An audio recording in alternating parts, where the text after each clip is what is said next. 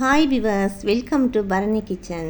இன்றைக்கி நாங்கள் மல்லிப்பூ இட்லி எப்படி செய்கிறதுன்னு பார்ப்போம். அதுக்கு முதல்ல எனக்கு ஒரு சப்ஸ்கிரைப் தாங்க. உங்கள் ஃப்ரெண்ட்ஸுக்கும் இதை பற்றி சொல்லுங்கள், எனக்கு ஒரு சப்போர்ட் பண்ணுங்கள். இது நாங்கள் ஃபஸ்ட்டு செய்கிற வீடியோஸ், நீங்கள் உங்களோட சப்போர்ட்டில் தான் நாங்கள் வளர முடியும். இப்போ நாங்கள் 1 டம்ளர் உளுந்து எடுத்துக்கொள்வோம். டம்ளரில் 1 டம்ளர் எந்த அளவு வந்து டம்ளர் அளவு, இது உங்களுக்கும் ஈஸியாக இருக்கும். 1 டம்ளர் உளுந்து, 3 டம்ளர் அரிசி, அதே டம்ளரில் 3 டம்ளர் அரிசி எடுத்துக்கொள்வோம். இதில் கிட்டத்தட்ட நாங்கள் 30லேருந்து 35 இட்லிகள் செய்யலாம்.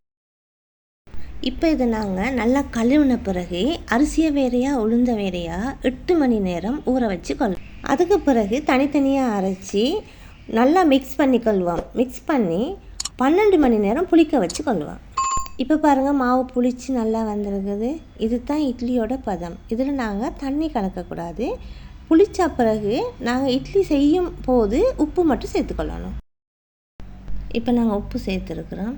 இப்போ நாங்கள் இட்லியை ஸ்டீமரில் ஊற்ற போகிறோம். இது பாருங்கள், ஃபஸ்ட்டில் இதுக்கு கொஞ்சம் எண்ணெய் தடவி கொள்ளணும், இல்லாட்டி இட்லி கலண்டு வர்றது கஷ்டமாக இருக்கும். லேசாக எண்ணெய் பூசிக்கொள்ளணும். எண்ணெய் பூசின பிறகு நாங்கள் இட்லியை ஊற்றுவோம். இப்போ இட்லி நல்லா அவிஞ்சிருச்சு.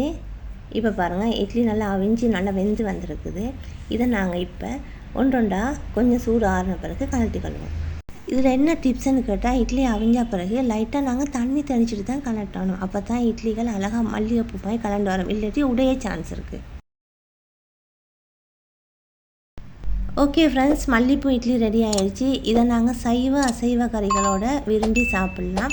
இந்த வீடியோ பிடிச்சிருந்தா லைக் பண்ணுங்கள், ஷேர் பண்ணுங்கள், சப்ஸ்கிரைப் பண்ணுங்கள். தேங்க்யூ, பாய் பாய்.